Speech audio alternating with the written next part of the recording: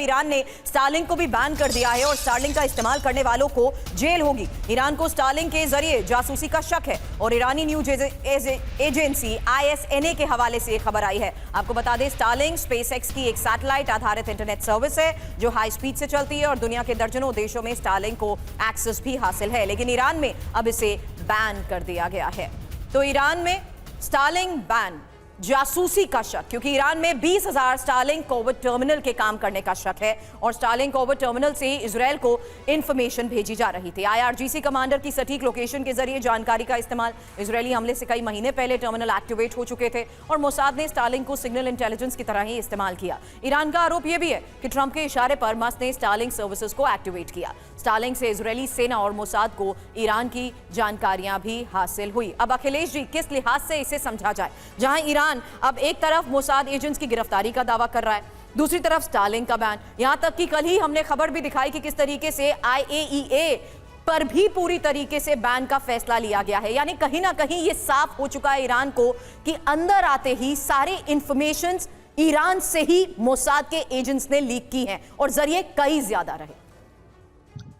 देखिए, जब आप पहले हमें देखना पड़ेगा, जब ये ऑपरेशन शुरू हुआ था, इजराइल ने शुरू किया था, उसके क्या ऑब्जेक्टिव थे।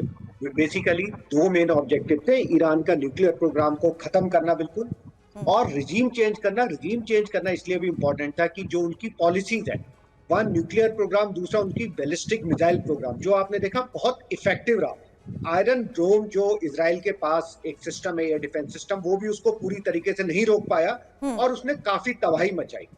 इसीलिए स्टेप 2 में अमेरिका को भी आना पड़ा, क्योंकि ईरान को यह शक था कि उसके न्यूक्लियर प्रोग्राम पे हमला होगा। इसलिए उन्होंने अंडरग्राउंड अपने तैयारी करके रखी थी। उसके बाद भी अमेरिका के B-2 बम्बर से हमला करने के बाद भी अभी तक ये कंफर्म नहीं है कि उसका न्यूक्लियर प्रोग्राम पूरी तरह ध्वंस हो गया है, और वो लगातार बोल रहा है कि हम इसको आगे बढ़ाएंगे। उसके अलावा जो उनका प्रोग्राम है बैलिस्टिक मिसाइल का, वो भी अभी तक चल रहा है। तो आप इसको दो उसमें देखिए।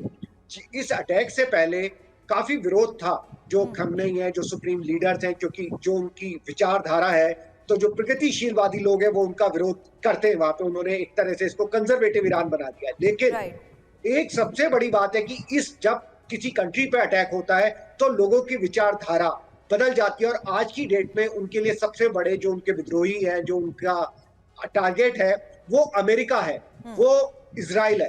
तो कहीं ना कहीं इस पूरे जिस तरीके से ईरान ने जवाब दिया, और लोगों को उसकी उम्मीद नहीं थी, उनका कद थोड़ा बड़ा है। मुस्लिम कंट्रीज में भी उसका कद बड़ा है कि ईरान ने किस तरीके से अकेले दम पे इजराइल और US को रोका। और चाहे उन्होंने एक सांकेतिक हमला किया, लेकिन उसने इजराइल के बाद अमेरिका के एयरबेस पे कतर में भी हमला करने की हिम्मत दिखाई, जबकि अमेरिका ने बोला था अगर एक भी एयरबेस पे हमला हुआ तो उसके बहुत गंभीर परिणाम होंगे। लेकिन ईरान ने वो अपने उस पर अडिग रहा। बिल्कुल। तो एक तरफ थोड़ा सा खिमनाई की जो पॉपुलैरिटी है वो बड़ी भी है अंदर। ये जो सत्ता परिवर्तन है वो इतना आसान नहीं होगा। इसके लिए, जैसे पहले भी मेरे एक साथी ने बोला, अमेरिका को बहुत तैयारी करनी पड़ेगी। अब जिस तरीके से ट्रंप और नेतन्याहू की मुलाकात होने वाली है, उसके बारे में आगे भी थोड़ी देर बाद खबर है, लेकिन उससे पहले एक और बड़ी खबर है, क्योंकि ईरान ये मान चुका है कि किस तरीके से ईरान के अंदर घुसते ही मोसाद के एजेंट्स के जरिए तमाम इंफॉर्मेशन लीक हुई है। लेकिन क्या अब इजराइल में भी ईरान का जासूसी नेटवर्क फैल चुका है? ये खबर उस लिहाज से समझिए जहां युद्ध से पहले ईरान ने एक नेटवर्क को तैयार किया और युद्ध के दौरान ईरान को कई जानकारियां भी हासिल हुई। द गार्जियन के हवाले से फिलहाल एक बहुत बड़ी खबर सामने आई है, और खबर उस लिहाज से इंपॉर्टेंट है जहां इजराइल में ही ईरानी जासूसी नेटवर्क मौजूद है। हालांकि ईरान को जासूसी नेटवर्क के जरिए क्या अहम जानकारियां हासिल हुई, ये एक बड़ा सवाल है।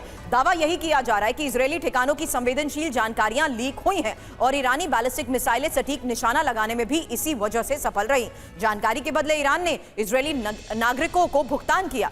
पेपल और क्रिप्टो करेंसी के जरिए पैसे दिए गए। जासूसों से इजरायली परमाणु वैज्ञानिकों की हत्या के लिए भी कहा गया। इजरायली जासूस बड़ी हत्याओं को अंजाम देने में विफल रहे।